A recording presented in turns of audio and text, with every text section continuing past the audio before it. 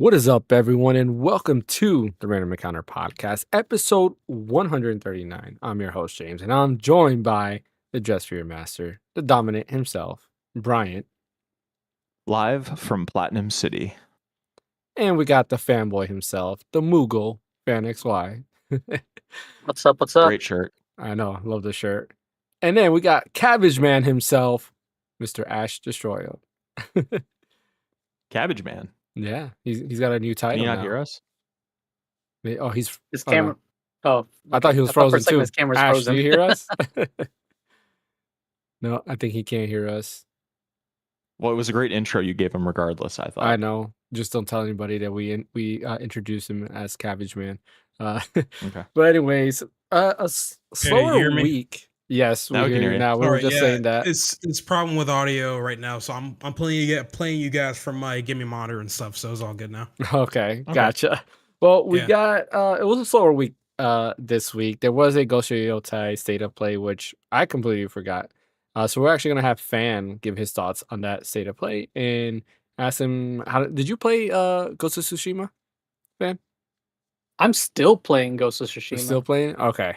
Yeah. So we'll have to give your take on Yotai and what they showed and what new mechanics they've showed and stuff like that. We're also gonna give our thoughts on the Switch 2 because it is officially 1 month out, and I'm very curious to see where everybody stands on the Switch 2 a month later. I have some interesting thoughts. I'm curious to hear how your guys' thoughts are. But before we begin, as always, don't forget to hit that like and subscribe button. Follow over on Twitch if you're over there. And we're going to start off with some small news, as always. The Steam and Nintendo Summer Sale has ended. Did you guys buy anything from those sales? Funny enough, no. No? See. I did. I just can't remember what. Did you, Bryant? I probably did. I don't remember though, but I probably did. Well, I'll start to take a look. Go ahead, Bryant. I was gonna say my pre-order came out today for Donkey Kong Bonanza, and I'm so irritated because I forgot that when I bought Tony Hawk's Pro Skater 3 and 4 for Switch 2, that it took a chunk of the money that was reserved for Donkey Kong, so I got like a $30 charge on my credit card, and it's annoying to me because I like to buy gift cards because I get discounts on them. Yeah. Like Newegg had one today where you could get $100 for $85 and stuff, and that's like it makes me so irrationally angry that I missed getting that and saving $15. But anyway, I mean, yeah, money. You gotta save that. I've been doing that a lot lately too. Like if I buy digital, I get those digital gift cards, and you save some money. While Fan is looking through his list, I did at the last second buy 3 games. I regret one of them.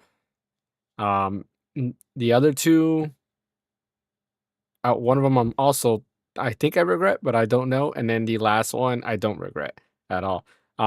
So starting with the one I don't regret, I got Klonoa, the collection. I was gonna say if that made you regret, I would probably get up and walk away. No, it wasn't that one. I did not regret that. I enjoyed it. I've never played a Klonoa game. I played the demo. Like I downloaded it, I think on the PS5 and played the demo. But I was like, I'll buy it whenever I get the chance. And then I started playing it yesterday. Very fun. Like it's a PS1 platformer, and playing it just reminds me of those PS1 days. And I had a lot of joy. Like today on lunch, I was like, you know what, I got nothing else to do. Let me go ahead and pull this out and start playing. So I really, really do enjoy it. I'm excited to continue playing that. The to other clarify, game, Klonoa 1 is PS1, Klonoa 2 is PS2. Yes, I should clarify that. I'm playing the first one right now, which is why I referenced PS1. But I'm excited to beat that and then play Klonoa 2 because I hear there's some of the best platformers out there. And I know some of the music I've heard in some of my playlists, and I do enjoy some of that music that they show. So like I'm excited to get to those parts where those music plays.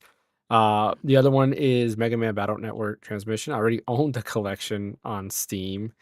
And just, I get to these phases where I'm like, okay, I want to play something, but I don't want to put down what I'm like playing on.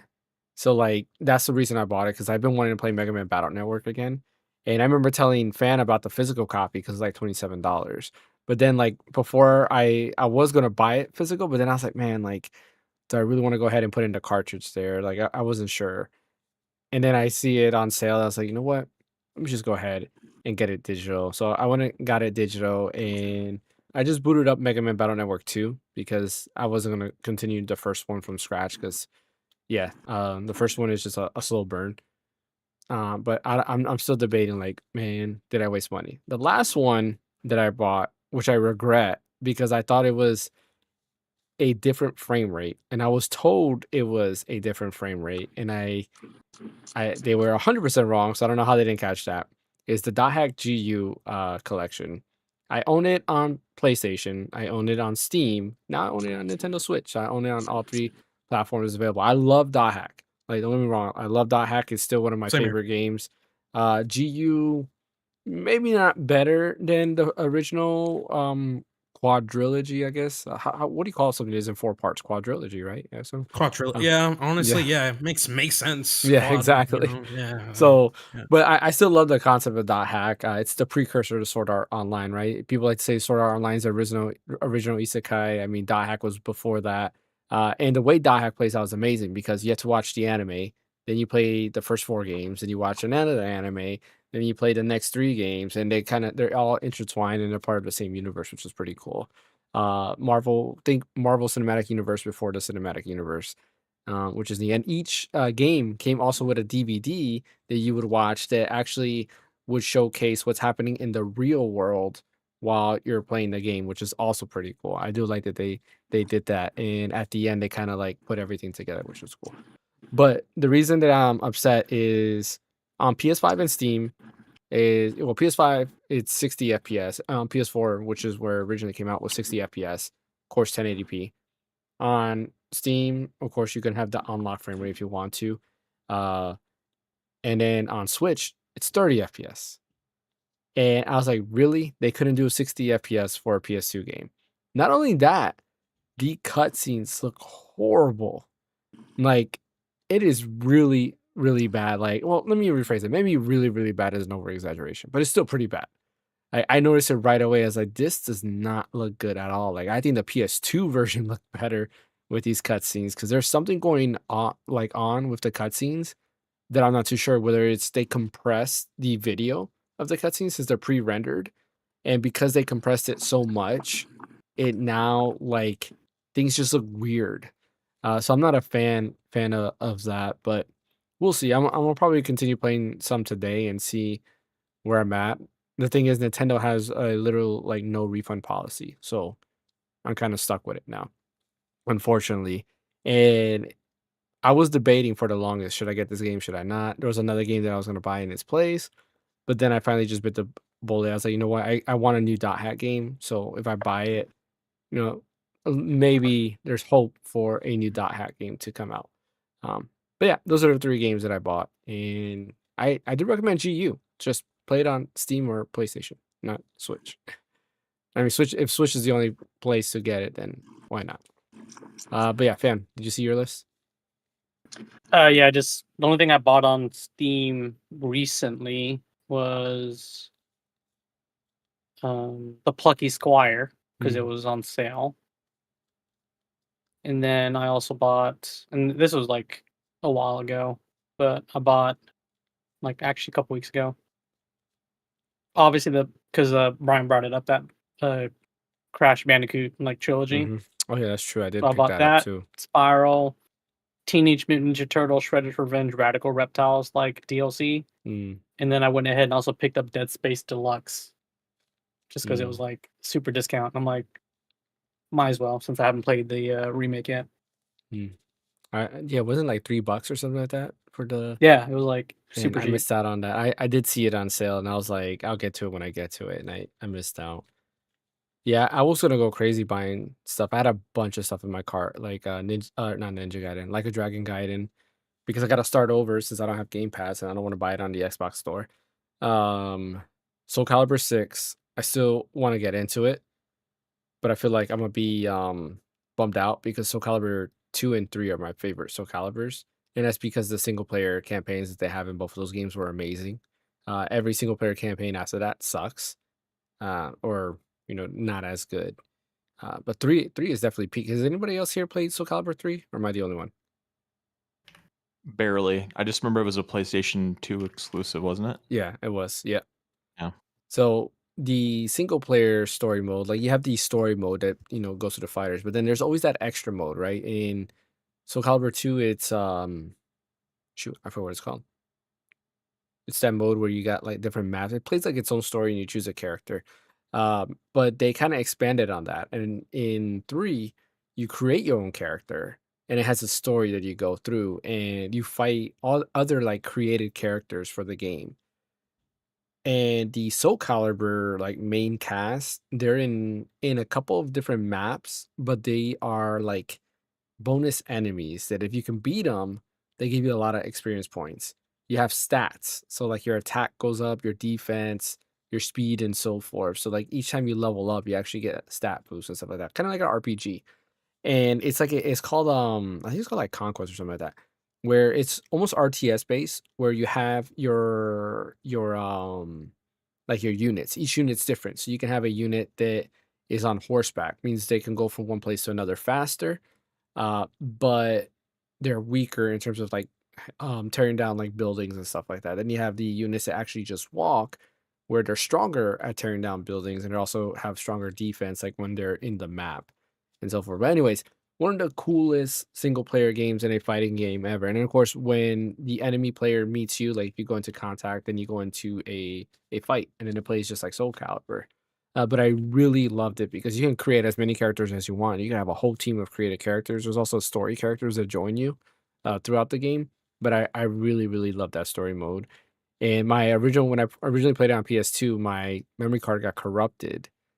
And I don't know what it was, but for whatever reason, that game, it just was done. Like I deleted the file, we'll start a new fresh file, and it just got corrupted right away. So something happened with Soul Calibur 3 that I was just never able to finish. I was so mad because I was towards the end of that campaign mode.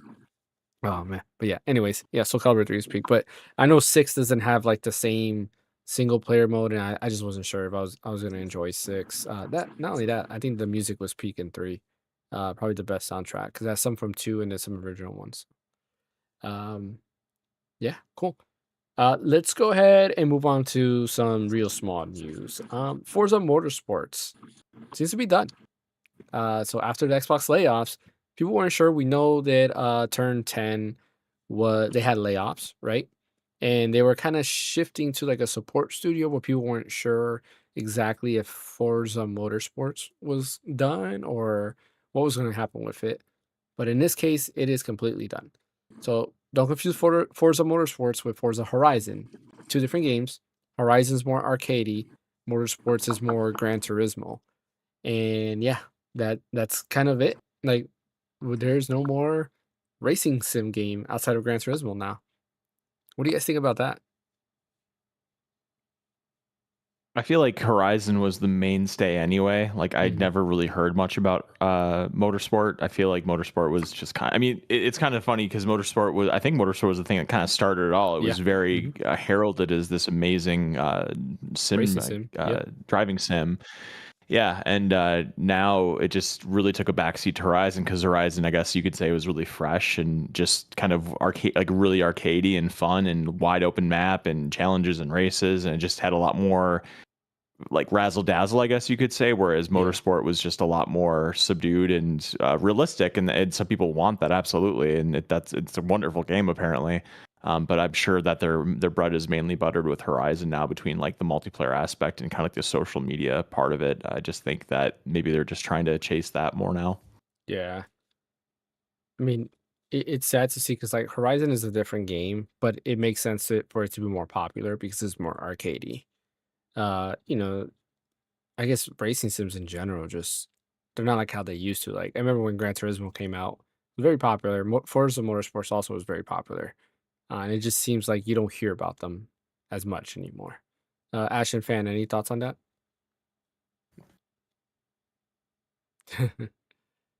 I mean, Never really played it. I wasn't into like Gran Turismo and stuff like that. So yeah, I wasn't really into like racing games like that. I was like growing up, I was more into like Need for Speed back then and stuff. So there's that. But at the same time, I still feel bad for a good amount of people that actually like Forza Motorsports and stuff. I think there was like actually a scene for that.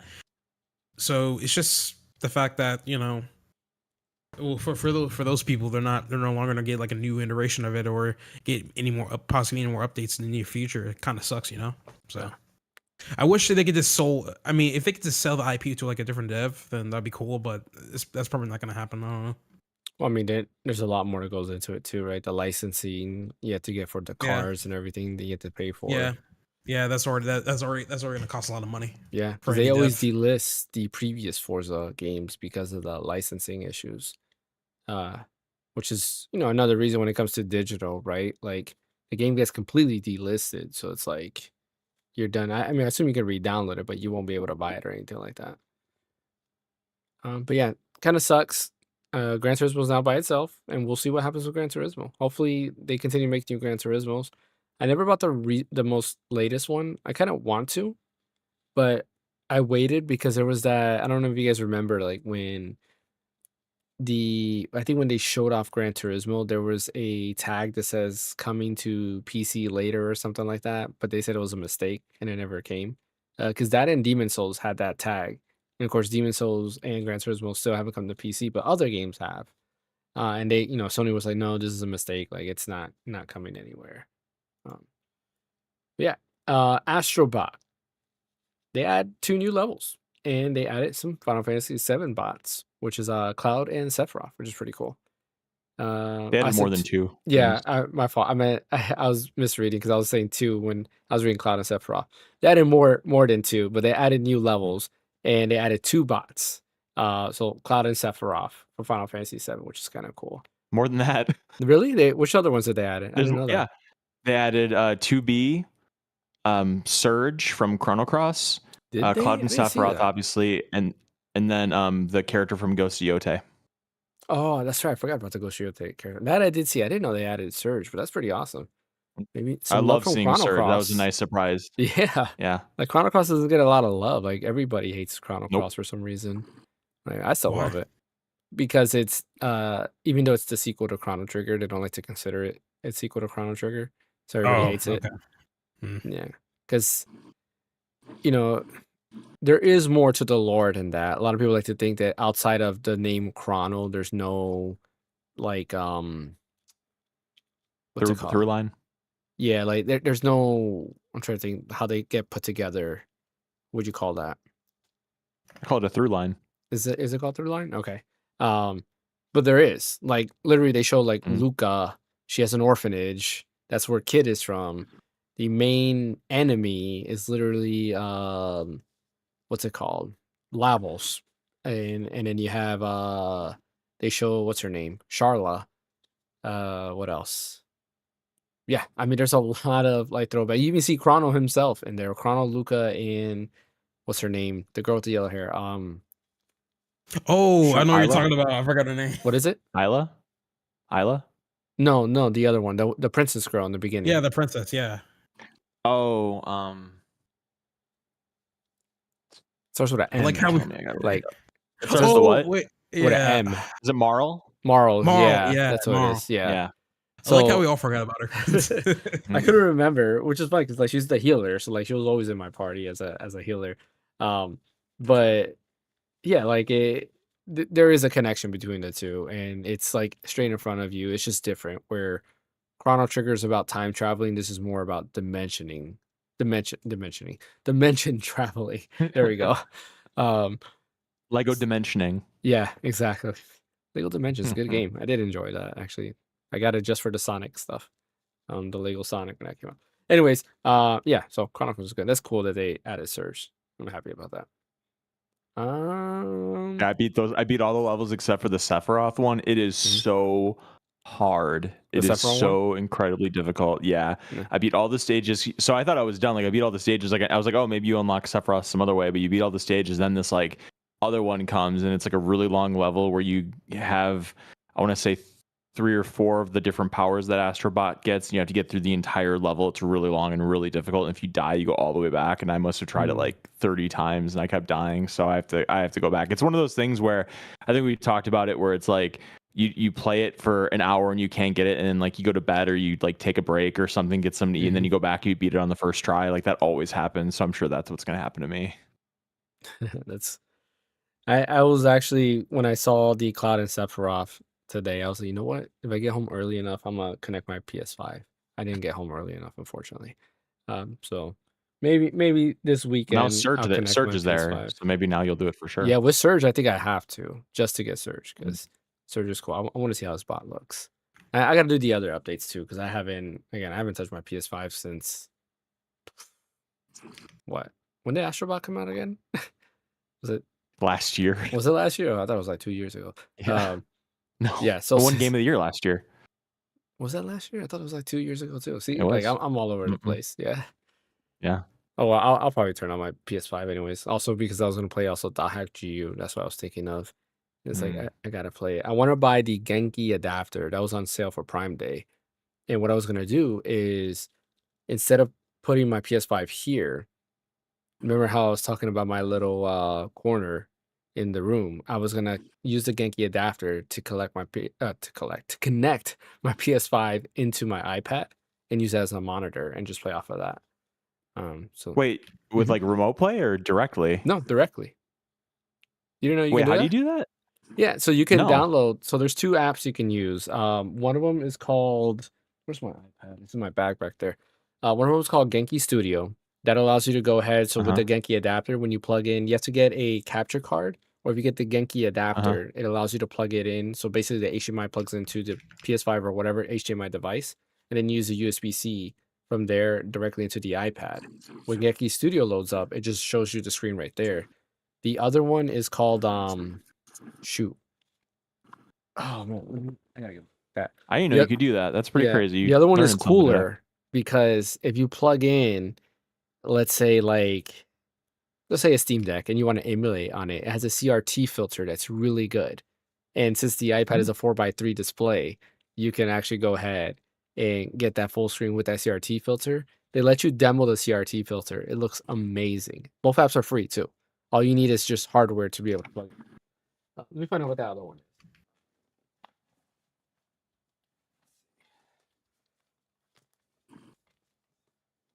Let's find out.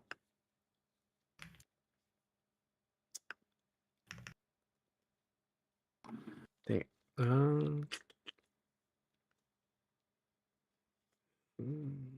What's it under? Oh, utilities. Here we go. Orion. That's what it's called. Orion. Yep. And that allows you to. Isn't that to that giant screen? What do you mean giant screen? Isn't there an Orion like switch like freaking I don't know. Is there? adapter or like accessory that turns it into like a giant screen? That I don't know. What? Yeah. You don't know? Okay, I no. swear that's what it's called. Where it's basically like a giant like 10-inch or 11-inch screen with a switch dock built into the back, and you put your switch into it. Actually, I Oh, think I interesting. know what you're talking about. I don't know if that's what the name of it is. But yeah, I was thinking of doing that for my PS5. That would be kind of cool because I was like, I got that corner there. I only put my Switch and stuff on that table, but why not use my iPad and put my PS5? It is there? called Orion. This is Yes. not completely connected, but do you guys remember like back in the day when Best Buy used to have like a Nintendo 64 hooked up and there'd be a bunch of like TVs connected and it would be like giant and like the whole store could see like what you were playing? Like I thought that was so cool when I was a kid. No, I remember that. They don't do that no more because we got projectors and stuff like that. It was still cool though. That's when things were fun. No, they still. I mean, you can buy. There's a restaurant called God, what is it? LCPX, and they have an outdoor patio area where they have a freaking like 200-foot screen, and it's just panels that are like all paired and like together Connected. that are borderless. Mhm. Yeah, they're all borderless, and it's just giant, and they're just I think watching I've seen sports that. on it. Yeah, I think I've That'd be seen cool that. to look at. Okay. Last bit of small news. The infamous Nintendo Switch 2 stapler is on auction. And I the put in a last bid. price I saw it was $6,900. I don't know if it's higher than that now. But yeah, that is I'm just crazy. kidding. I didn't bid on it. I don't know why would you bid on a stapler. I think that's kind of stupid. It's for charity, so it's like It kind of like, is. tongue in cheek, and it's for charity. It is for charity, so it is on an auction from GameStop themselves, and they did say that whatever they get, they're gonna donate that to charity, which is kind of cool, but still kind of weird. It's at 123,000 right now. 123. Oof. I wonder who's actually gonna pay that. Yeah, right. Like, I wonder it's gonna be like he bids it and then he runs out of the room. So is it just like a regular stapler with a Switch 2? No, it's just a No, it's stapler. It's a stapler. That's crazy. Yeah, it's just a regular you stapler. Yeah, it's just a regular stapler. It's the stapler that was used to staple the receipts to the Switch 2 Receipts. box. And what happened is ruined the the stapler screen. went to the screen, yeah, and ruined a bunch of screens. No, it Basically- comes with the Switch 2 as well. With a Oh, it Switch does? 2? Really? Yeah, on their eBay order, there's 4 items. 1 is the stapler. Mm-hmm. 2 is the first stapled Switch 2, so you get the console with it. Oh, wow. You get the box for the original packaging, and then the staples. The staples. Well, thank God for the staples. Oh, man. That's Wait. that's crazy. If you're interested in a stapler, maybe you don't need a stapler, or maybe you need a stapler rather. There you go. You can get a what is it, 124,000? You said Almost 124K. Yeah, almost 124K. there you go. You can get a stapler Almost, that's yeah. 124K. All right. Before we get into the main topic, Fan, tell us about the Ghost of Yotai state of play. How was it? What's new? It wasn't long. I mean, it was about a little over 20 minutes. Mhm. Oh, I didn't realize it was that long. I guess that's long for is. a single game. But I they think Donkey Kong showed off Bonanza quite a bit of was about the same. stuff. They showed off quite a bit of stuff. So, on Ghost of Tsushima, you can switch between stances, right? Yeah. Earth stance, wind, water, like different stances, right? Mhm. And then I guess there's a moon stance towards the if you get further in. They showed off some of the gameplay and the fighting styles. They did away with the stances. Oh. What they did was you change your weapons. You can Mm. dual wield. You can do chain and sickle. You can do a nodachi. You can do spear. Like, I thought it was so much better, so much more cooler to do that. Because in that way you can play how you want to play. If you want to. So it almost kind of mixed a little bit of Neo into it. How Yeah. in Neo you can change different weapons. Or like They did Ninja some cool Gaiden, stuff too. Yeah. Where like depending on how you attack enemies, you can chop off their limbs. Mm. Like I saw, like when you do like the duel off, Yeah. in Mhm. Ghost of Tsushima, but in Yote they did it similar, but she cut off the dude's arm, Mm. and you can also the enemies can disarm you, so they can knock your weapons out of your hand. Oh, I think I cut off arms. You can do that too, but I don't know if they can Maybe. do that No, to so her. the but enemy, yeah. Right. yeah, And you get but you Sorry, regrow your get arms it. like after. I was making a pun. they can disarm you, and you can also Yeah. disarm them. Mhm. So they added kind of a cool mechanic on that too. And then since it's all weapon like styles instead of like sword styles, they basically said like you can play however you want to play. Hmm. Like if you want to go stealthy and be a ninja, you can do that. If you want to go all sword and be a samurai, you can do that. If you want to do long range, you can shoot with a bunch of different bows. They also added guns. Mm. So, flintlock guns. You've got those. How many years in the future? It's like 200 years or something like that, right? Or is it like Yeah, 100? it's something like that. I can't remember the time exactly. They didn't really go into the story. They just show a lot of the gameplay. Mm. Show a lot of cool like customization, the charms, stuff like that. They showed some of the supporting characters, like the wolf that was going around with you. But then they also showed a bunch of they call them the wolf pack, and it's basically just your allies that Mm. just help you. So you see like a poster, and you can kind of like get information about them and like learn more new abilities and stuff like that. So I thought it was cool. And I don't know about the story. It didn't really specify it, but they treat the character as a boogeyman in a way, like the way that the mask that they wear, the ghost mask. Mhm. So they know that she's a person, but other people like think that she's just like a ghost that's killing bad people. Mhm. But you basically can do bounties. You go around town, like picking up bounties. That's how you collect money and stuff like that.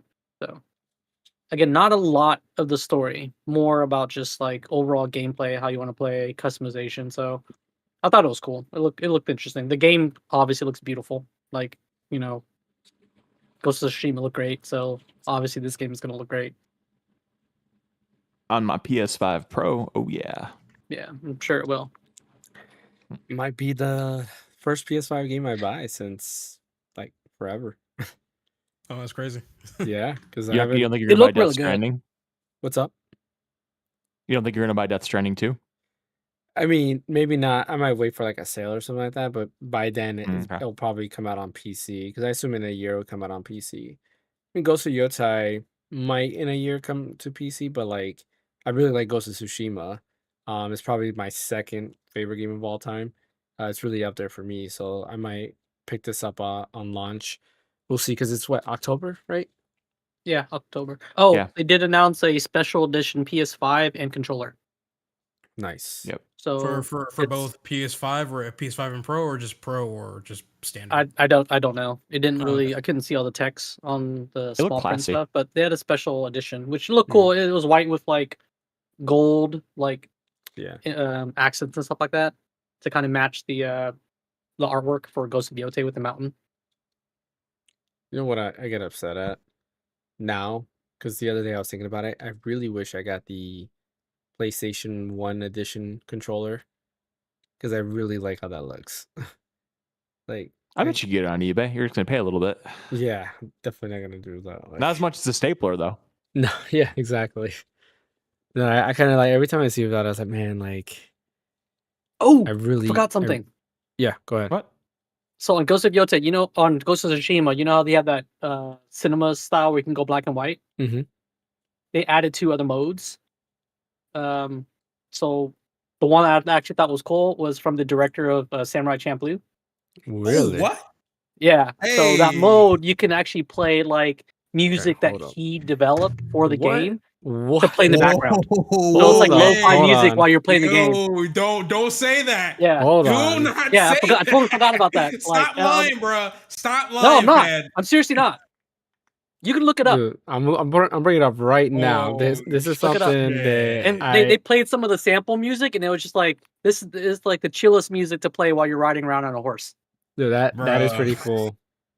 Can't believe that could be the the main Let's see. selling point for me. That's oh my god, I can't. That's so funny. Yeah, Mike mode and Watanabe mode is what they call Oh, it. what So, not be Was that towards the end that crazy. they announced that? Do you know? Probably. it was around the middle-ish beginning. It was the front half of the state of play. Let's But yeah, see. it's Oh, he did Cowboy Bebop it brings too, the work of Samurai Champloo director Shinichiro Watanabe. So you basically get his music while you're fighting and exploring around, which I thought was kind of cool. Let me see. You might be able to hear it. I don't know exactly where. I'll be careful, James. I'm playing it though on stream. No, I'm not gonna put it on stream. Like I had the audio muted. I think I have the audio muted.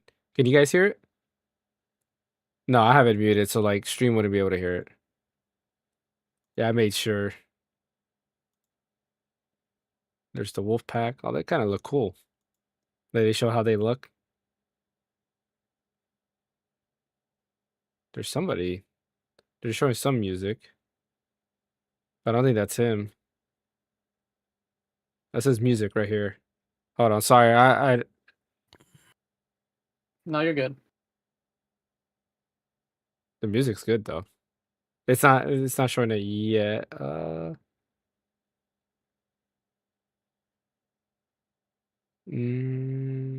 I assume it's here where it says music, but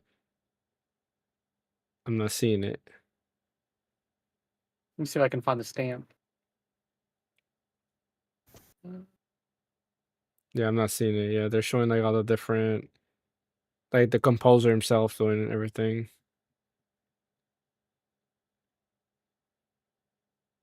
trying to remember when I Oh, it's saw cool. it. They're releasing the tracks. Sorry, I don't want to show this on stream or and definitely play the music because I will get copyright on the music. special modes. I just like the different weapon styles. Like freaking an Adachi would be so much fun. It kind of reminds me of Bushido Blade. You know, that fighting game where like you can play with Bushido Blade was good. different weapons.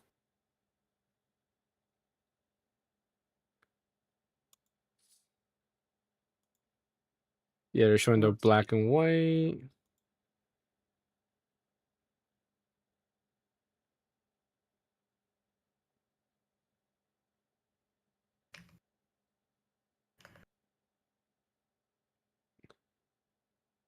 It's actually towards the end. Sorry. Okay, yeah, I see it. Yeah, 13. They're showing the 13 Assassins. So the guy who did the 13 Assassins movie. Yeah, he did. The guy also did a 7 Samurai or something like that too. Yeah.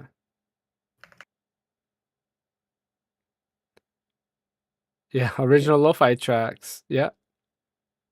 Dude, it sounds dope. You gotta see it. You gotta hear it, Ash. It's at like 17 minutes into the video. Yeah. Oh god. All right. Yeah, the music is I'll great. listen to it later, man, because it's insane Dude, that I might get this Ghost of is Yote sick, and play it on actually. my room. Yeah, like I might get Ghost of Yote and play it on my roommate's PS5 just so I can play it, man. Crazy. I will be playing it in that mode. That is okay. My hype levels. It's funny how music will make my hype levels go up. But Same. That's the one thing that's my one criticism about Ghost of Tsushima, that there's no background music. Yeah. That didn't bother me. So I guess Ghost of Tsushima didn't bother me with no background music. I think Zelda bothered me more because you're used to Zelda having background music. So in Breath of the Wild and Tears of the Kingdom, not having music like always present, and they had good music too.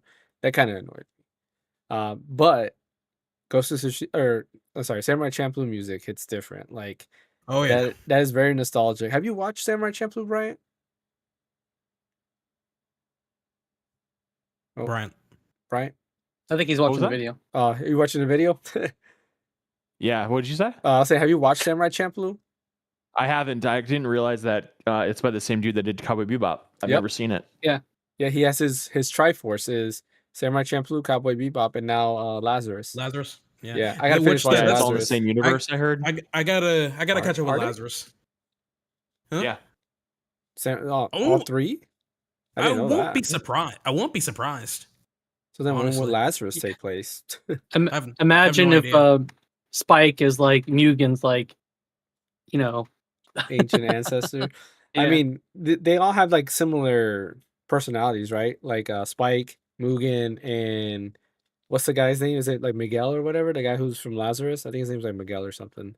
If they all had they have like kind of a similar personality, that's my only pet peeve about no offense to the voice actor for Lazarus who does Miguel's voice. I think his name is Miguel. But he's such a Spike and Mugen like character that I expect to hear Steve Blum out of his mouth, but it's not him, and I'm like, oh, like that's the only thing that bothers me from that. No, I'm hyped for Ghost of Yote now. Like, it says Axel Gilberto. Oh, that's what it is. I don't know where I got Miguel from. I don't know. I'm thinking of Gundam Seed. I was like, when I said that, I was like, wait a minute, that's Gundam Seed character. Yeah. How I mix up Gundam and Lazarus, I don't know. Cool. Yeah, Ghost of Yote. I'm excited. What's the release date? I should have looked it up there. It's like October something.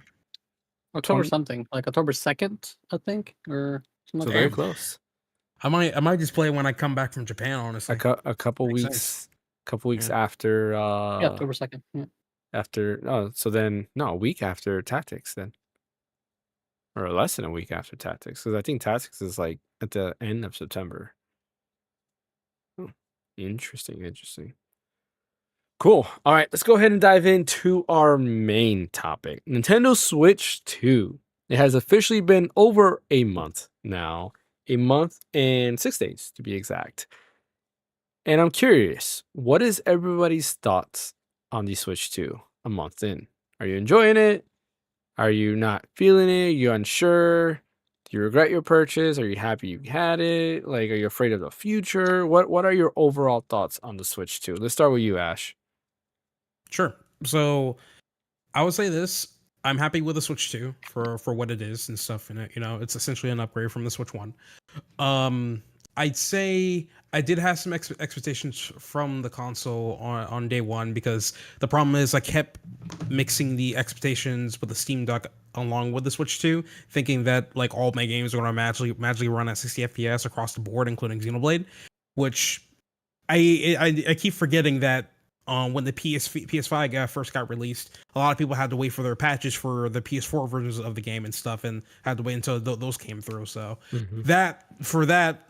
And for me, I missed out on that because I never bought the PS5 day one anyway. So it was one of the things where it's kind of my fault for like putting that much expectation on the Switch 2, because it involves devs retroactively go back to their code and essentially update some of the code to further utilize the power of the Switch 2.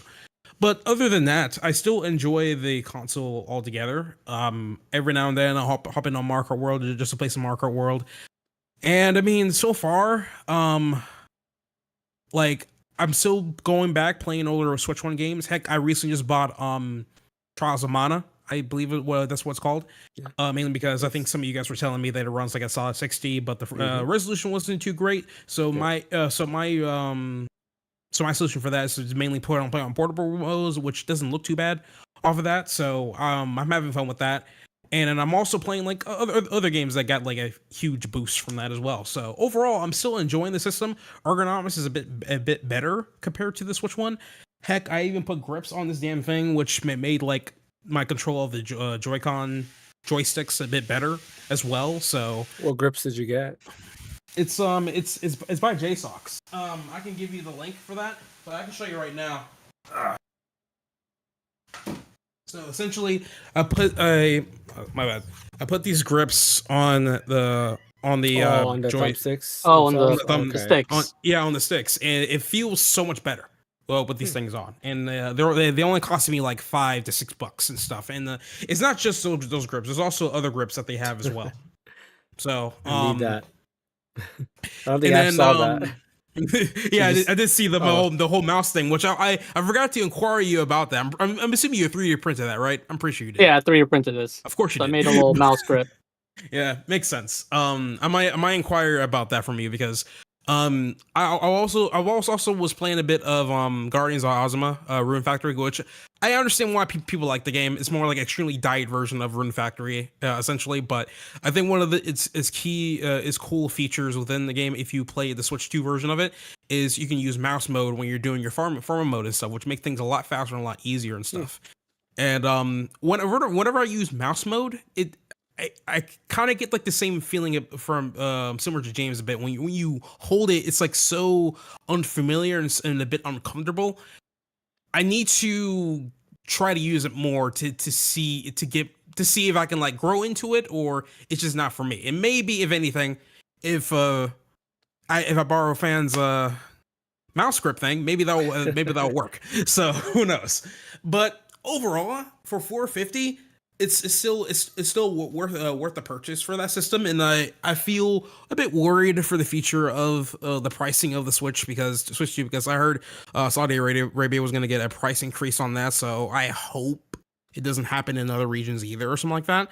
But for $450, you can't really go wrong with that particular system, because it does a lot for you. I think. Later on, this console is gonna age like fine wine once like we get a whole bunch of like either paid or free updates on the older Switch 1 titles as well. And a lot of people are like calling it way too soon for the Switch 2. They think that's doomed because we only got like 3 games that are coming out, 4, which is one of them already came out. We call that Mario Kart World, and then we have Donkey Kong Bonanza, which is coming out within a week or two or something like that. And then there's next week, and then there's whatchamacallit, Metroid Prime 4 and beyond. Don't know when that's coming out, but hopefully Nintendo can just shadow drop 2 and 3 for us, so that way we can play those and then hop into Prime 4 with no issues. And then there's Kirby Free Air Riders. So there's no release date for that just yet, but honestly, I'm feeling that once we get like a direct like this month or next month, I feel like there's gonna be a lot more announcements that's gonna happen as well. So I'm not worried too much about that. A lot of people are just calling it too soon per se. And other than that, the only other thing that I'm like kind of iffy on is the game key card situation stuff. I'm more I love owning physical whenever I get the chance with the Switch and stuff. And if later on it first comes on the Switch and then goes on to PC, then I'd rather just get on PC because it's just if I want to own it digitally on a superior platform on the Steam Deck or something like that.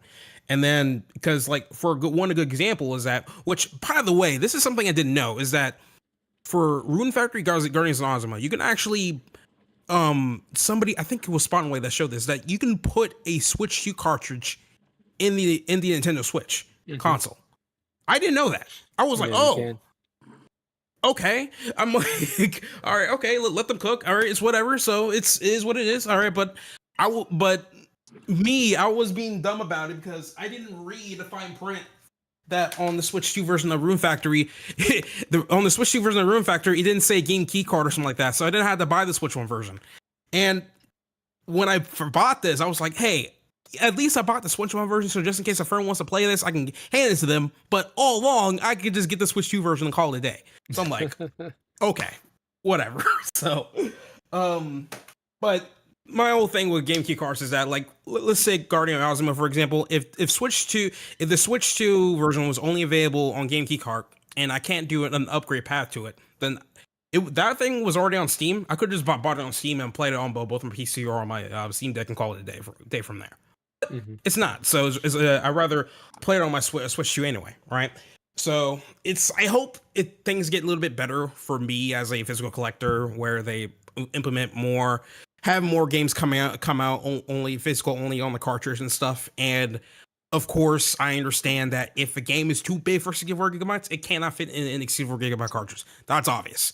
But there's a good amount of there's certainly a good amount of games out there that like almost reach the threshold maximum capacity for a 64 gigabyte cartridge. So if they're able to fit it, then that's fine. And hopefully later on for Nintendo, hopefully they can somehow procure different variations of it, like a 32 or 16, like they did in the older generation and stuff.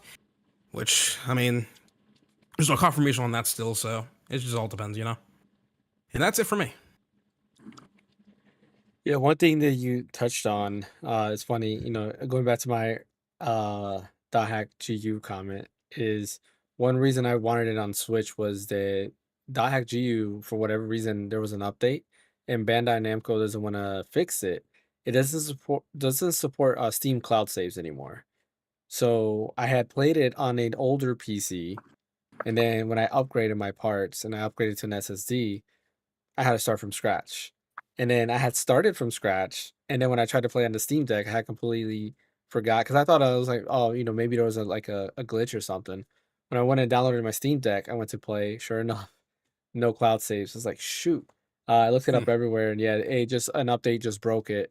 So that's why I got it on Switch, because like, if I want to play like on a TV mode, and also even though I have a dock right here for the ROG and Steam Deck, I was like, I'd rather just do it on Switch. And then there is cloud save, so for whatever reason, I get a new Switch, I still have there, where if I get it on my ROG Ally and then I get rid of that and move to the ROG Xbox Ally X or whatever, well, guess what? I have to manually get that save, move it over manually, and like I'm not about to do all that stuff.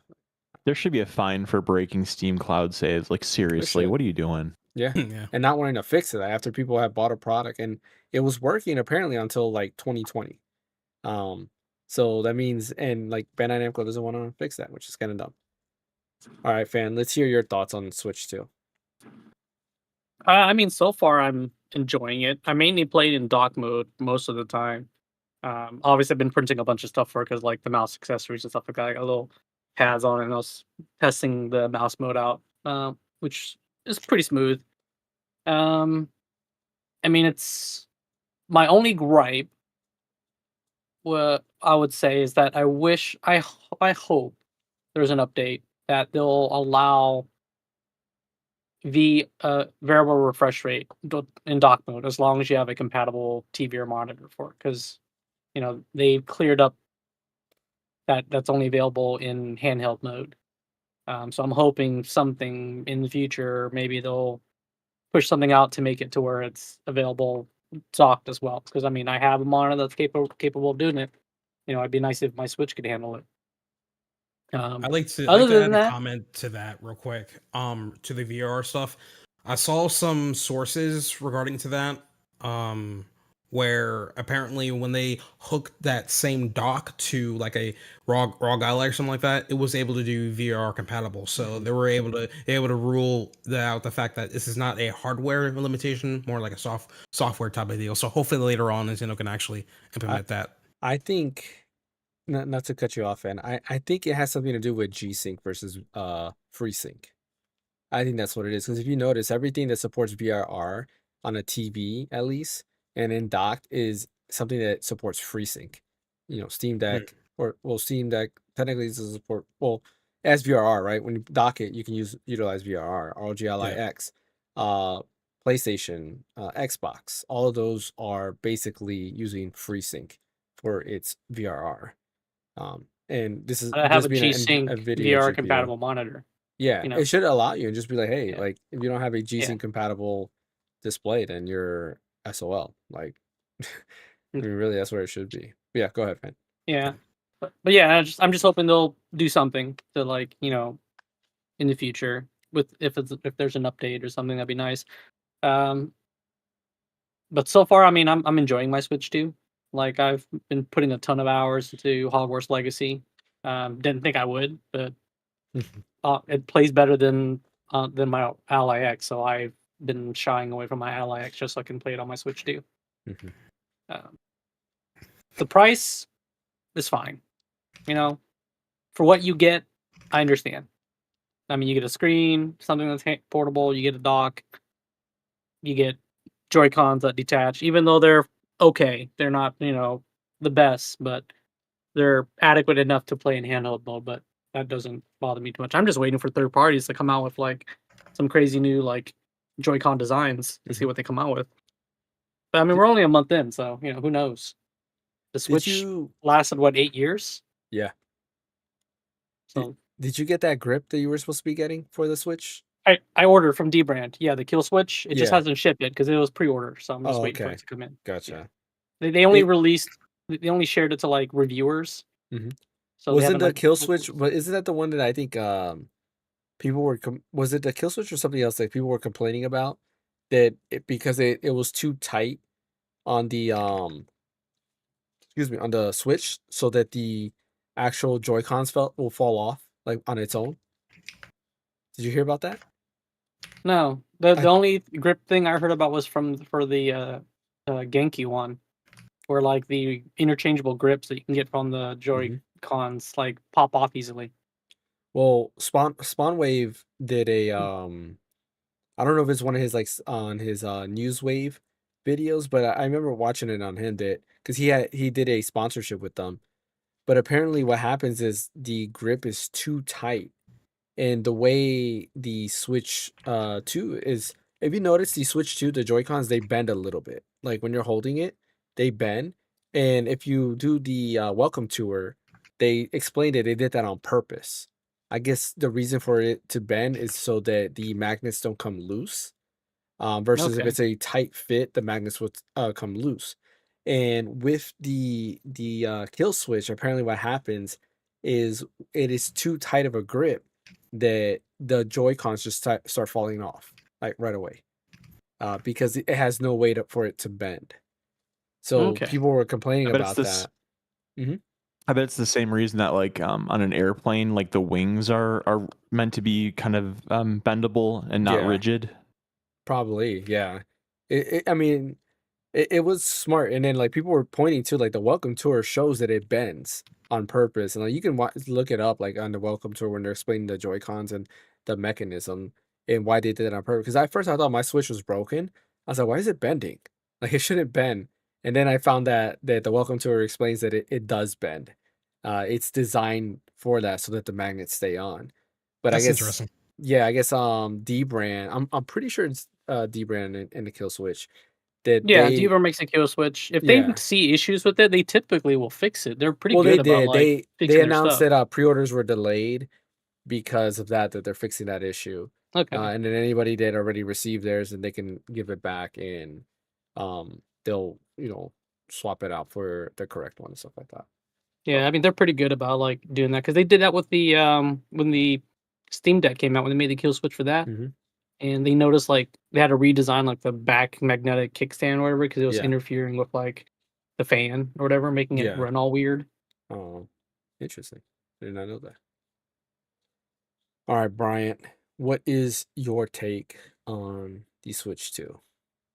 So the biggest thing for me, I'll say my biggest disappointment and my biggest surprise, pleasant surprise. Disappointment is going to be the thumbsticks. We've talked about this. I think the Joy-Con thumbsticks are pretty trash still. There was room where they could have improved those to make them as good as a mobile controller in 2025, and it would have been really an exceptional way to play it. You know, ergonomics be damned. Like, even if the thumbsticks would have been better, I'd be playing it handheld a lot more. But now you have subpar ergonomics with subpar sticks, and it's like I really have to be in a bind to play something portably, to play this thing portably for me. The screen, I noticed ghosting all the time on it. I really think we were kind of sold a bill of goods on that screen. The VRR is good. There's HDR. Like, there's a lot of really good buzzwords for the technology in it, but I do think it's kind of subpar. It's fine. It's serviceable.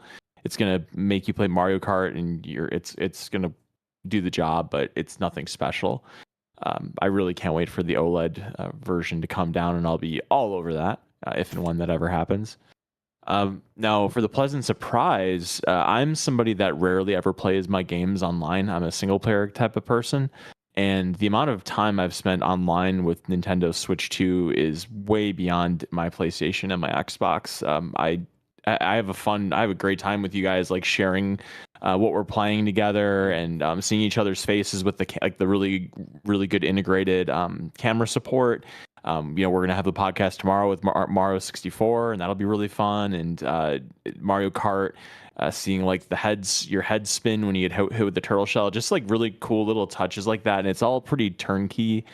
The only real issue I wish is that you could set a dedicated microphone, like you could find somebody to hook like a real microphone into it as opposed to the microphone in the Switch. It gets the job done, but I do wish there was another option to make it a bit more direct.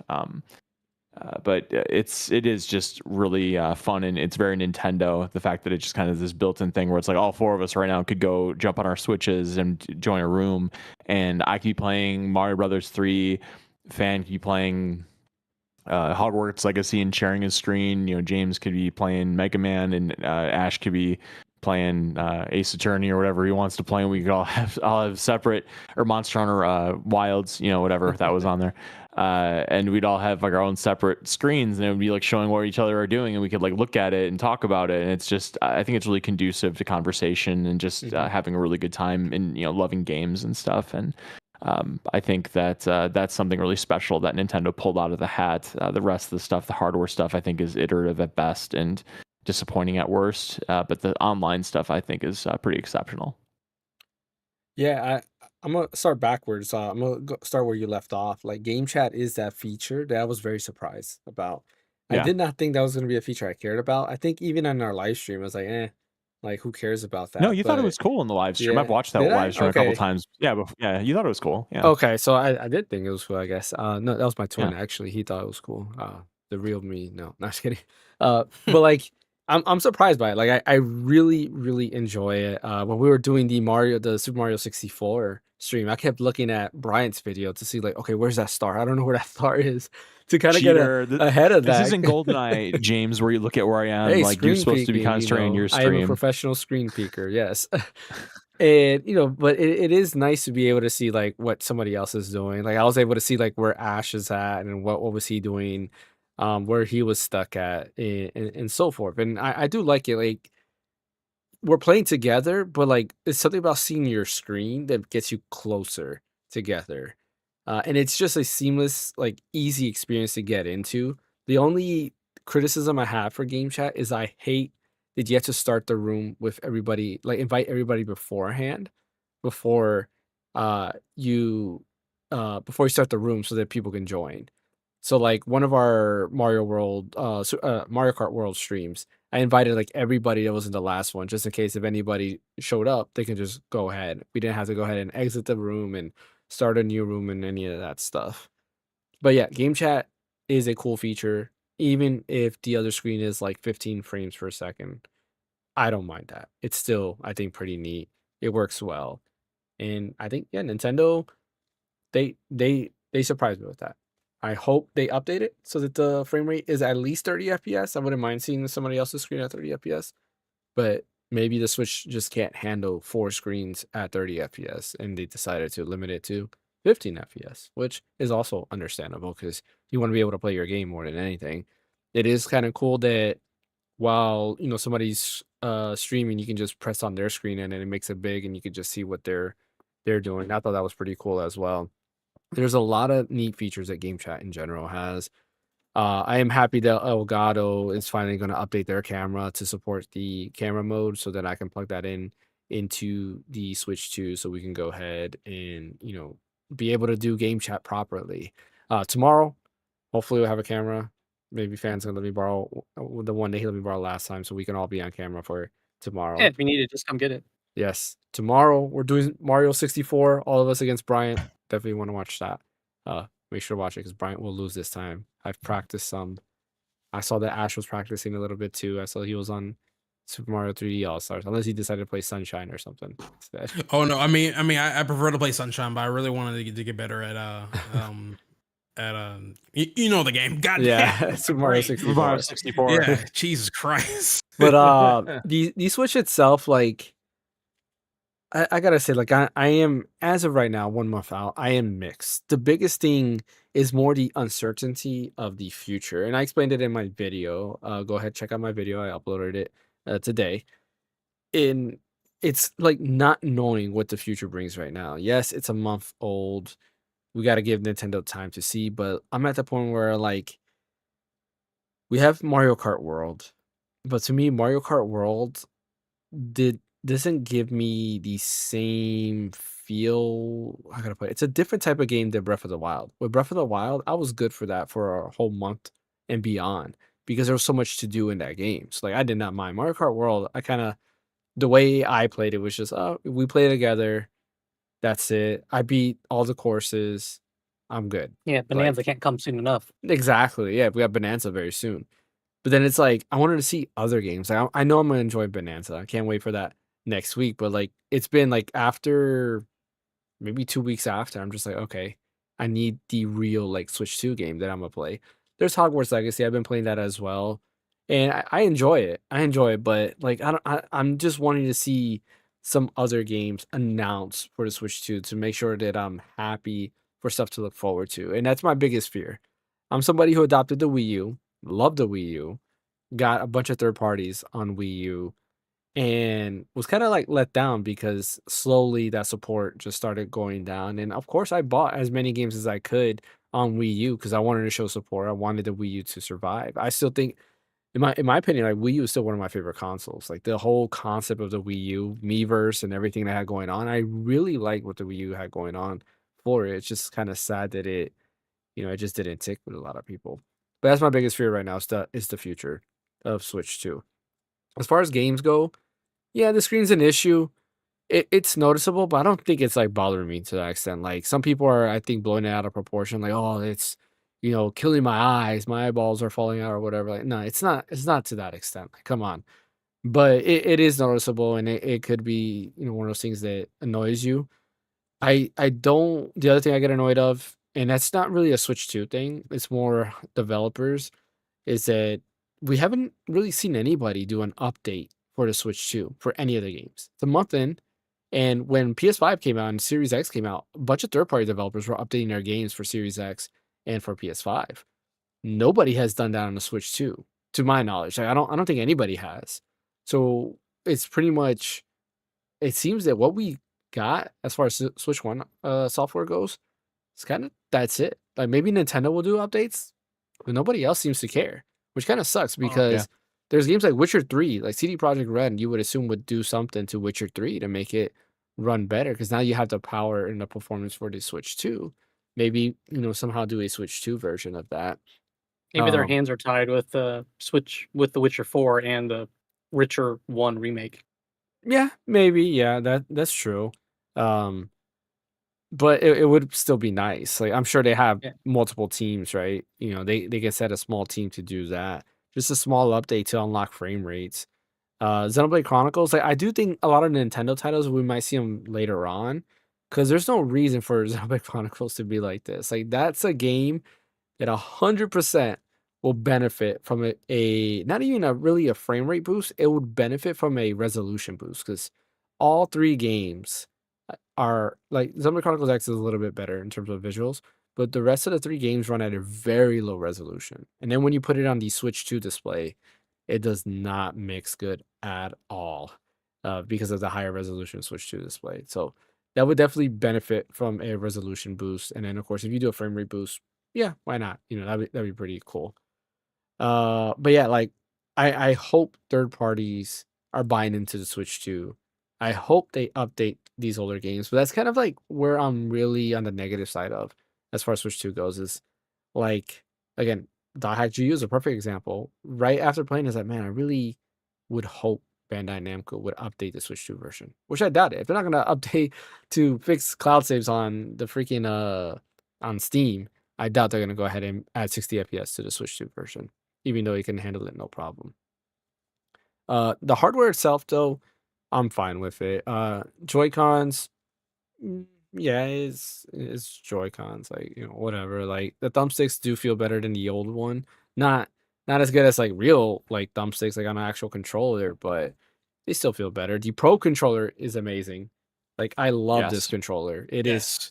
definitely I'll beat the KK3 Max controller as my favorite controller. I love this one a lot more. I wish I could use this on PC, but I You can't. can't? As of right now, no, you can't. Oh, that's Maybe one day they'll make Yeah. drivers or something. I'm Yeah. sure, yeah. Valve is usually good at that. But whenever that becomes a thing, I probably will use this a lot because like the thumbsticks just feel so good. Like they call them like glide thumbsticks. Like these thumbsticks are really good, even though they're not Hall effect sensors. Yeah, everything about Yeah, I this don't know is what just they did. terrible. It's like they lubed it up real good. Yeah, Yeah. exactly. You're It's just a right. form factor. Like the form factor is good. It is not the Xbox style, right? So like Xbox style is like this, where they're a little bit more out. This is a little bit more in, more similar to like I guess 8-bit do, but like I don't know. They changed the way I it mean, The feels D-pad's where way it's better more too. comfortable. Yeah, the I mean, they D-pad's did way say they better. took aspects of the GameCube controller like into this design. That's true. They did. They did say The that. handles. So Actually, Yeah, yeah. they're Does it they're feel the smart for same? that. Yeah, I guess technically speaking, yeah, they overlap the way the handles are positioned. I'm like the only one that hates the GameCube controller. Like I hate think the so. GameCube controller Well, so much. Really? We're gonna have to ban Damn. Brian. This is his last The podcast. D, with the us D-pad ever. is too small. First of Yeah, all, I get it, but this um, is no, the that's understandable. this is the just like a beautiful controller. it looks cool. Like it looks interesting. I give you that, and I like the analog triggers. The analog triggers are really nice. Like the triggers feel really nice to click in, like with Mario Sunshine and stuff like that. I give you that. But practically, like I remember. Do you guys remember when? I don't know if you guys played this when Mega Man Legacy Anniversary Collection came out on GameCube, and they switched the buttons for fire and jump, and so it was B to jump and A to fire because there was like the big button that I want. Oh my god, it was unplayable. If you've been playing Mega Man your whole life, you can't switch that in your head. But I digress. Yeah, I'm not a big GameCube. I think your fan. position makes sense because if you want to hold charge, right, you would hold A and then B to jump. So at least you're always holding it. Like to me, that would make sense. But they trained you, James, since 1987 to do it the other way, and it's not even like I'd be fine with it if you could edit it. But you can't edit it. If they would have let you remap it to like, Yeah, I would have yeah, liked I if would you do were it. or Y. Yeah. Well, Yeah, Y would Y be the would jump be because it's nice, literally right yeah. up there, right? Yeah. If you could remap it, it'd be fine, but you can't in that version. Hey, And plus, you got to remember the GameCube controllers were like in my I think these are experience, the designed for kids. most- Yeah, literally, those things last you forever. Okay, They are also Even designed you for let a kids. 14, dog though, get I That didn't might like be it. why like some of the thumbsticks are like smaller. I'm saying unless you let a dog get a hold of it. My original That's true. GameCube controller, my dog chewed up everything. Oh, no. Like, yeah, I'll never forget. Like, I woke up, he was teething. He was a puppy at the time. I remember waking up. I was like, cool, I'm gonna go ahead and play some more Resident Evil 4. And I was like, where the heck is my controller? And then next thing you know, I just see it like underneath my bed. I was like, why is it there? And then, yep, all you see is the handles, both handles just bitten off. I was like, no. Like, I got so angry at that. And then, but something good came out of it because we bought the Wavebird. and then I had the There you go. Wavebird controller. Oh yeah, I agree. Yeah, Waivers are nice. It was a blessing in disguise. Yep. But yeah, overall, like with the Switch 2, internet. Sounds stupid, but internet speeds, great. Like I put in the chat, you do have to go ahead and on the Wi-Fi settings, shut off IPv6 if your router supports IPv6. Shut it off, and your Switch 2 will connect to a 5 gigahertz router, and then it'll download at faster speeds. That I do like. It's definitely a lot faster. It's faster than my freaking ROG Ally X. It doesn't want to go ahead and that thing, it just gets me so angry. It doesn't want to download like faster than 20 megabits per second. Pisses me off, man. I'm telling you, like Wait, huh? Wait, what kind of Wi-Fi card that thing has? Like A MediaTek card, and apparently it's like a driver issue, and like it's just never gonna be fixed. So Jesus. I hate my ROG Ally X with a passion now because it takes me it took me 6 or 7 hours to download .hack GU on my ROG Ally X. That's a 30 gig game. Insane. Yeah, That's insane. It took Wow. me 2 minutes. Well, I guess it's not a good comparison because it's 16 gigs like on the Switch. But regardless, I don't care. Like it took me the Stellar Blade demo. How big is the Stellar Blade demo? Does anybody remember? It's like isn't it like 50 or 60 gigs or something like that? The demo itself? Yeah, one of you guys I think it want is. to look it up real quick? I'll check. I have it Because it took downloaded, I think. me, I think it took me like 7 minutes to download that on my Steam Deck. And that, which is something we're going to talk about later on when we talk about what we've been playing this week, because I do want to talk about how that runs on the Steam Deck. But yeah, So where do you change this IPVR? what's up? Internet settings. There it goes. Okay. Oh yeah, internet settings, and then you go to when you press on the whatever your Wi-Fi is, then you can go to the thing there. I think that's what it is. Yeah, and then you go scroll down, it'll show the little check mark and shut that off. Yeah, that sped up my download speeds by a lot, which was kind of cool. By like 40 megabits per second, which was nice. But anyways, yeah, That's what you meant. Okay. internet speeds really good on the Switch 2. I'm happy that you can do that. I'm kind of sad that you still can't download and play at the same time on certain games. It looks like if the game is too demanding, it won't let you download while playing. If the game still has online functionality, it won't let you download while also doing that at the same time, which is kind of dumb. But yeah, I think my 7 probably still stands. I'll say maybe 7. A little bit more disappointed than I was a month ago, but I still like it. I mean, I bought some games out of it. I'm probably gonna buy another one. Maybe I've been debating on buying Mega Man. What's it called? It's the battle one, the Zero? fighting one. No, I have Zero already on Switch. Oh, the one in like the Capcom fighting, the Capcom Arcade Collection. Yeah. I forget what it's called, but it's 99 cents right Yeah. now on the Switch. Okay. Yeah, and I was like, Is I it just like bought the that whole battle one Capcom where like collection. almost kind of like Smash? kind of like that. Yeah, it's like Street Fighter. Yeah. Yeah. Because there's a bunch of them like that. The arcade collection, all the individual games are 99 cents right now. So I was thinking of getting that, 1 and 2 of that. Capcom, the Puzzle Fighter, because I really like the Puzzle Fighter game. That was pretty cool. I liked it. And then probably Street Fighter Alpha 2 because it's just The Power nostalgic to Battle. me. Power Battle. There we go. I want to get. Hey, James, I thought the demo was like 50 gigs. The damn demo was like 17 gigs, bro. Oh, It okay. was So 17. that's a bad Yeah. comparison. That's why it took that fast. Anyways, RG Ally X internet sucks. Switch 2 internet. Good job. Good job. But yeah, that's kind of where I'm at with the Switch 2. So I hope we do get a Nintendo Direct very soon. I want to see what's coming in the future. There's the apparent confirmation from Nate to Hate that Final Fantasy IX Remake is dead, and we won't be getting a Final Fantasy IX Remake no more. Dead?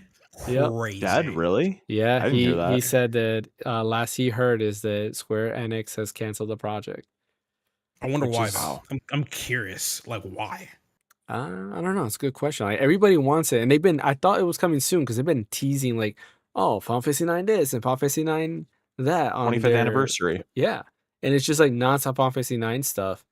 And I was like, okay, they're gonna announce the remake any day. And then Nate the Hate, came out and said that that it seems that the Final Fantasy 9 remake project is dead. Is To he be always fair, right about that? Is he he always is. right about like everything he says regarding the rumors and leaks and stuff? I would say yeah for the most part. The only thing that hasn't come true right now that he said is that remake of Fire Emblem that he said was Genealogy of the Holy War. That's the only one that hasn't come true yet. Okay. So, which is one of those things that I think it was a Switch game, and then they decided to make that a Switch 2 game, which is they kept engaged for the anniversary game, and then they probably just started working on it and make it a Switch 2 game. So, what were you gonna say, Brian? I was gonna say, like, I'll be totally honest. 9 is a game that I'm actually okay with it not being remade because I think the PlayStation 1 stands on its own 2 feet. Like 7, you go back and play it, it's ugly. It is ugly as sin. It's so bad, especially the PlayStation version where they're missing mouths, at least in the Jacked PC is or the not current. ugly. What'd you say? I said Jacked is not ugly. Jacked? Yeah. No, Final Huh? Fantasy, Final Fantasy 10, Jack, Sin. I said know. 7. No, I know. Never mind. You're doing it. I was like, you said it's I'm so as ugly confused. as Sin, and I said Jacked is not ugly because Oh, Sin. that it went right yeah. over my head. Okay, I meant ugly. Wow, that was a hell of a pull. Yeah, I meant ugly as heck. Whatever. And so in 8, I would say 8 is in between. I think a remaster or something 8 would be kind of cool. But again, it looks good enough for what it is. And 9 looks the best out of 7, 8, and 9, hands down, because it has that art style to it that's aged really well. Yeah. So yeah, it'd be cool if they remastered it. I would absolutely be all over, because 9's probably my second favorite Final Fantasy. But I think it's okay. It's not the end of the world. Yeah, I mean, I don't know. It's just part of me was happy. I wouldn't mind a 1-to-1 remake where you don't have to change the battle system or anything like that. Just give me the 1-to-1 remake, right? Not a remaster, a remake, redo everything to make it just look better. I think it would just be cool, because imagine like how Treno would look, right? In the night scene and everything it has with the lighting and stuff, like amazing city. Yeah, a lot of potential. Yeah. That would be pretty awesome. But I agree with you too. Like at the same time, I'm just like I'm fine. Like I can replay Final Fantasy 9 and it's okay. I think any Final Fantasy game, honestly speaking, outside of like the original NES ones, are replayable in their normal form.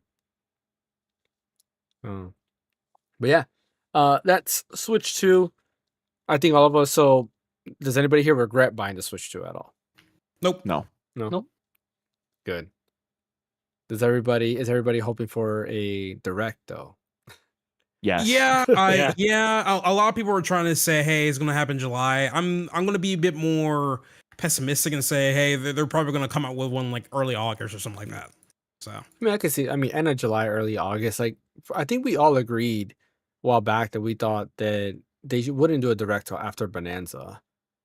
So yeah, I agree with that. It didn't make any sense for a direct to come out this week. The rumor was the 10th, right? But instead, it was the Ghost Yote state of play that got announced, which was funny. But yeah, I can see that not next week because Bonanza comes out, but possibly the week after, or if not that, after that, there's one more week in July, right? Let me see. Yeah, I'm pretty sure. Yeah, so like the very end of July, or like you said, the first week of August, I can see that happening. Because I think they also want to let investors know what the future of the Switch 2 is.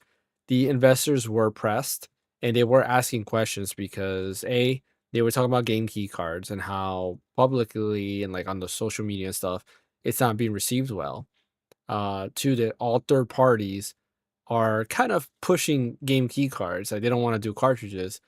And the president did say that he is aware of the issue and he is working hard to bring as many third-party games as possible to Switch 2 with big publishers and big names. This was part of like the investors' question. So like top investors get to go ahead and ask the president Furukawa like what games or just any question in general. And that was one of the questions that they had, which was kind of cool. So hopefully he's not lying, like he's not a Phil Spencer, and he's saying the truth, and he's actually working on bringing these games to Switch 2. Yeah. I believe his words because like the guy is mainly business. and he wants to make money. So I'm pretty sure he will do what he needs to do to try to get all the games onto the Switch too. So I believe him. Yeah. Cool. All right, let's go ahead and before we end the podcast, start talking about what we have been playing. Let's start with you, Bryant. I think you're the star today. Hence the gloves. Yes, I have. Thanks for the homage. Yeah. I did Platinum Clair Obscure Expedition 33 short of 3 months ago, or short of the 3-month mark from when it came out. I think it came out end of April. And so we're getting to the middle of June, so it's just sort of short of 3 months.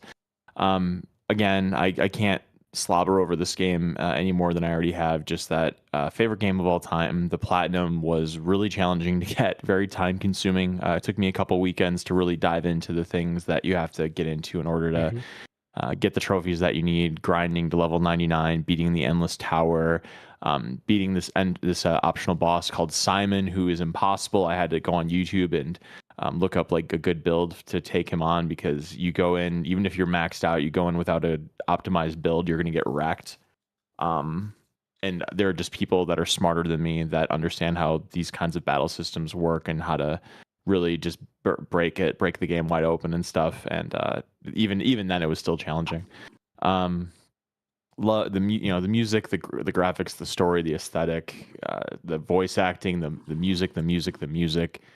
10 out of 10. I'm so proud to get that platinum. Now it's on to Death Stranding 2, which I have been playing the past few nights just because after work I want something to wind down with, and Death Stranding 2 is very zen kind of, as James, I'm sure you can kind of attest to now you've been playing it for a while. I didn't want to, after work, a long day of work, I don't really want to jump into Expedition, fight Simon, and like bang my head against the wall. I want to go deliver some packages, and so I've been playing that. I just unlocked the tricycle. I think you don't know, you call it tricycle or whatever, but it's like a motorcycle. It's three wheels. So that's where I stopped the other night, because I knew that as soon as I got that, I was going to start going crazy with the deliveries, because once you unlock vehicles in that game, it's like a whole nother world. So I'm going to get onto that. I'm trying to think. I also bought Tony Hawk's Pro Skater 3 and 4. I loved Tony Hawk when I was growing up. Those games are really I didn't play much of 4, but 3 I played the heck out of. That came out in 2001. I remember I got it on GameCube when it came out, and I remember that's when I started cursing that small D-pad, is because it was a pain in the ass to do combos on and stuff. But yeah, it's aged well. They did a really nice job remastering it and everything. The music's great, and it's just a fun time. It's fun to get combos and get the goals and kind of live in the early 2000s again, and that kind of skater world and all the rest. So that's pretty much what I've been playing. And just to let you know, my camera's gonna go dark here in a couple minutes because I'm getting food, but I'll still be here. But anyway, that's what I've been playing. No worries. Which is the Tony Hawk game that had Spider-Man in it? I think that was 2 or 3. 2 or 3. Okay, because that's the only one that I played, and it was mainly because Spider-Man was in it. Yeah, but because Activision was involved with it. Yeah, because they had the license to the Spider-Man games at the time. Yep. And I enjoyed it. Like it was fun. I had a blast. I think I had it on PS2 because surprisingly enough, I was a bigger PS2 gamer than I was GameCube, even though I owned a lot of GameCube games. The majority of the games that I got was like on PS2. Like I had a entertainment center in my room, and then I had like my PS2 and GameCube and the next Nook. to each other. You had the Nook. Yeah, and I had the Nook. Well, that was PS1 days. So PS1 I had an N64 days, and then I digivolved into like the whole bigger TV with a entertainment center, and then I had the PS2 there, and my GameCube, and something else that I can't remember for some reason. I had surround sound too, which was kind of cool. Like all this just came out once. I was like, whoa! And my dad's like, yeah, we're hooking you up. That was kind of cool. But yeah, cool. Fan, what you've been playing? Obviously Hogwarts Legacy. I also booted up Super Mario Odyssey. Nice. Since Bonanza's coming out, like I figured, kind of get familiar with it. Yeah. And then, a little bit of Super Mario 3D All Stars, because I gotta prep myself for Friday. Yes, you do, because we're not gonna lose this time. If he beats all 3 of us, then I'm quitting Nintendo gaming in general. Like that's it. Wow, stakes are high. Yeah. Stakes are high here. Ash, what about you? Wuthering Waves mainly for dailies and Seamless Resemblance, and then every now and then I'll like touch Clear Obscure Expedition 33.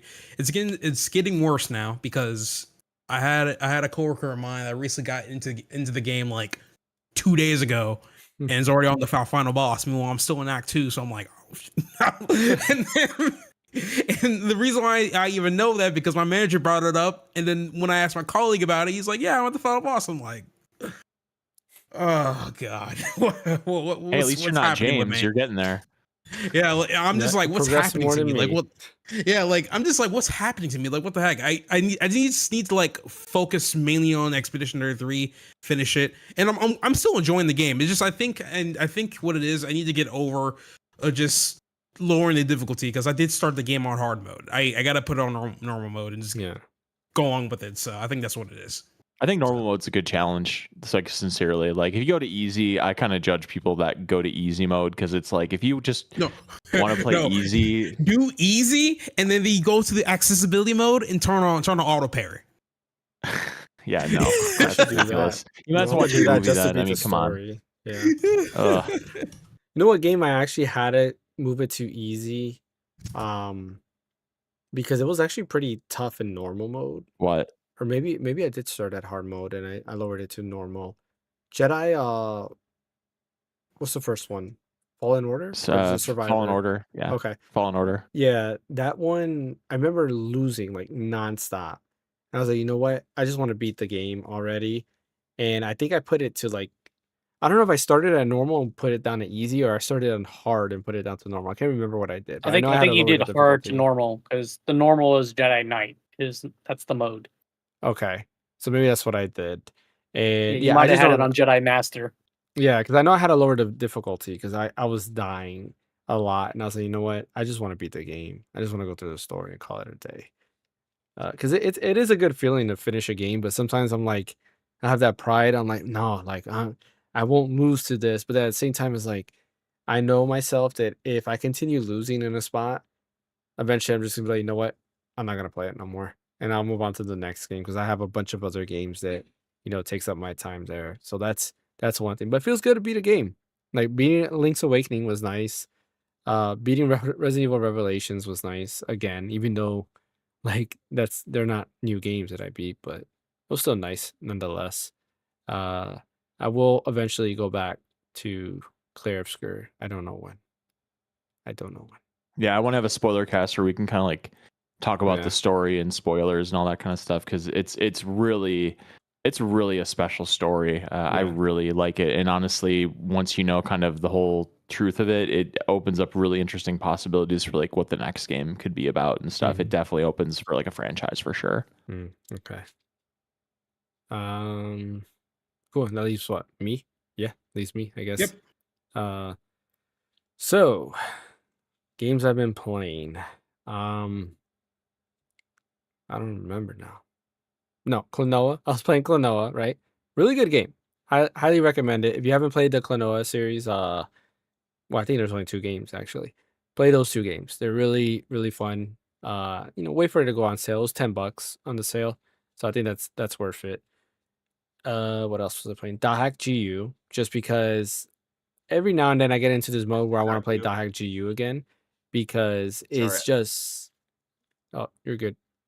I was gonna say, just correct you. There are actually 4 Klonoa games. There is 4 Game Boy Advance as well. Yeah. Oh, I did not know that. And I did platinum that collection too. It's fantastic. Nice. Yeah, I'm gonna continue that because it is a fun game. Like the platforming and the like concept. It's just a nice PlayStation platformer. I know that's technically not a genre, but like if you know, PlayStation platformers just play different than like Nintendo platformers. So I do like that. But yeah, I was playing that. What else was I playing? Shoot. There was something else I was playing. I can't remember now. Oh, Unicorn Overlord. I picked that back up again. And I forgot how good it is. And it's just an amazing game. Another game I highly recommend. If you love tactical RPGs, Ash, definitely play Unicorn Overlord. It's I already own the game physically already. Okay. No, I'm not done with the game. I already bought it. I just haven't played it yet. Okay, no, it's Yeah. 10 out of 10. That was my game of the year that year, and it's still is. Like, I don't even know where I'm at. I know I'm like halfway through, but like I'm enjoying it, every bit of it. It's really fun. The whole combat, everything about it's just really, really good. And then what else? Suikoden 1 and 2 was playing that, or not 1 and 2. I was playing 1 and progressing slowly. Again, another PlayStation era. Like I've been on this weird like PlayStation era gaming spree because you have Dahak PS2 game, right? Klonoa, PS1 game, and then Suikoden 1 PS1 game. I've just been in like nostalgic for PlayStation style games that Sony just doesn't do anymore. So like yeah, I've been having a blast, taking me back to another part of my childhood that don't usually revisit because PlayStation games are not the best to revisit. But these remasters make them definitely more accessible to play. So can't wait to continue playing those games. I forgot to mention the other game I started like messing with was Trials of Mana and stuff because I bought the physical version of it, and when first booting it, I mean I haven't like really dealt with the Mana series at all, so Trials of Mana was my first one, and I'm like interesting. You could just literally make your own party based on like what characters you want to hang with and stuff. And of course they have their own unique abilities and stuff as their own because they're in their own class per se. But like, I just like the fact that you get to choose the main character and like follow their story. And I don't know what happens later on in the game because I'm still like part of the prologue or something like that. But I'm wondering how like main character, which I chose was Kevin, is going to meet up with the two other characters I chose. Hopefully they don't just pop in and be like, "Hi, how you doing?" I want this to be something to where like somehow their stories like intermingle with his story or something like that. I hope.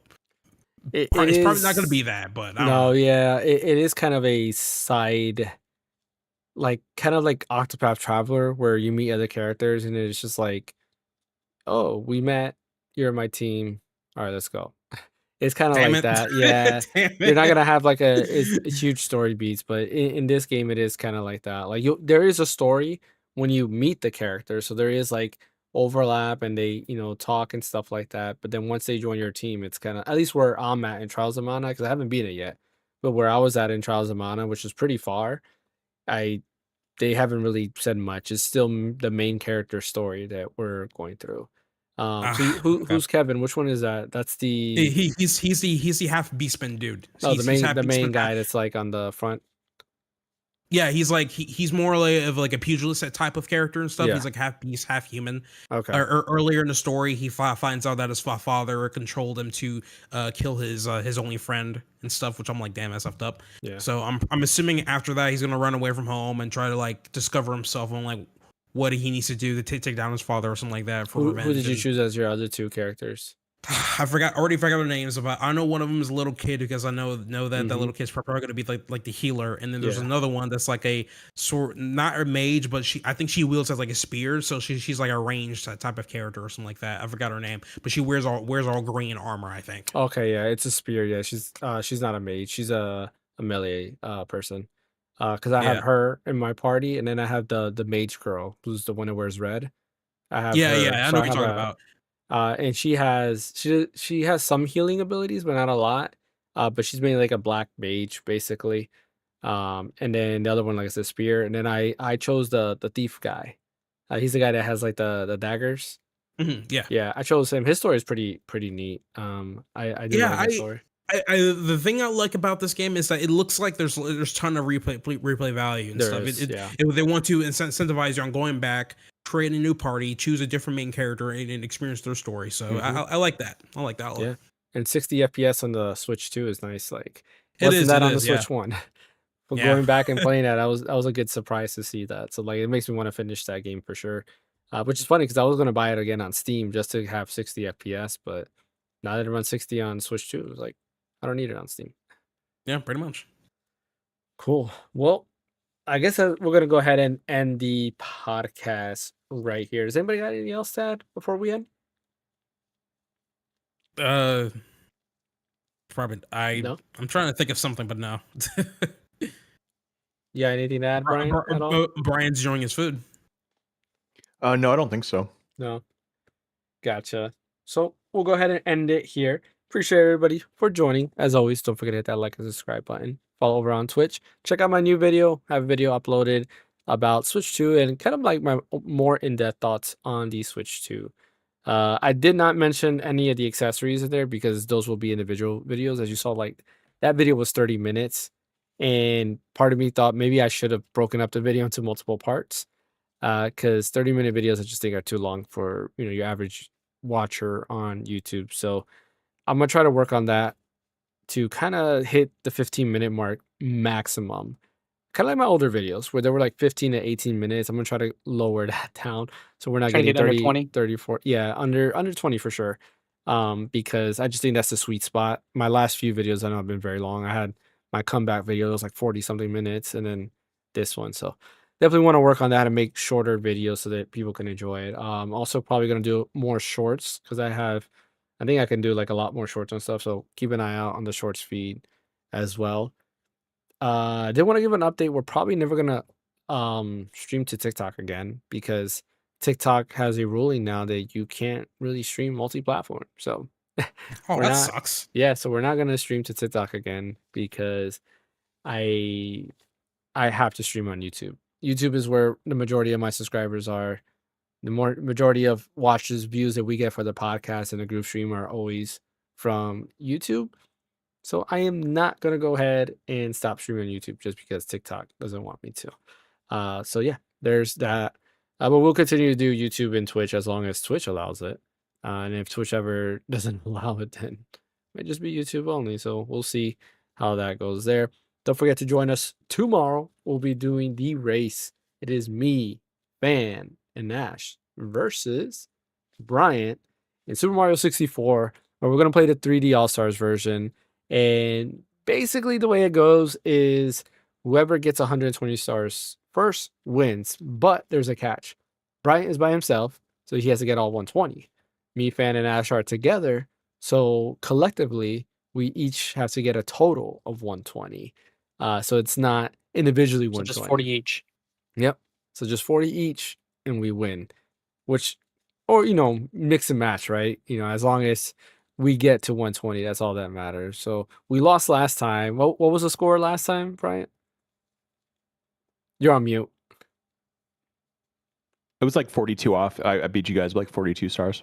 Yeah, that's quite a lot. Was it 40? I thought it was Yeah. more than that. Like, I don't have the tally in front of it. Yeah, it was something like that, 48 maybe or something. yeah, because I was thought we had like 40-something. 57 stars and you had 120. I thought that's what it was. I'll look right now. Yeah, Let's see. 'cause I know it was pretty bad. I was very ashamed at that score.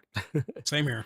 Same. It's here. all because I kept doing the same level over. I spent, I think, an hour and like 10 minutes doing the same star without coming to a star. And I think Ash also got stuck in one spot and he kept doing the same thing over and over. Yeah. So when I ended, I was you were at 42, James, and Ash was at 36. So that would be 78. So whatever 120 is minus 78. Okay. I thought we were at lower than that. Okay, so I feel a little bit better about myself. But I've practiced a little bit, so I think tomorrow will be a better. I think Brian would actually be challenged this time, and we have extra help with Fan, so he's gonna be on the spot. Also, he's gonna try to beat his record too. We'll put it that way too. You have to be your record. If it takes you longer than last time, then you lose automatically. There we Okay, go. I beat. It was 3 hours. I don't know. Okay, I don't know about that part. Why You sure? not? No, that's fine. Challenge accepted. 3 hours See? and 20 minutes. Challenge accepted. Yeah. Okay, fine. All right. I feel like that's another handicap for him, but all right. Okay. That's fine.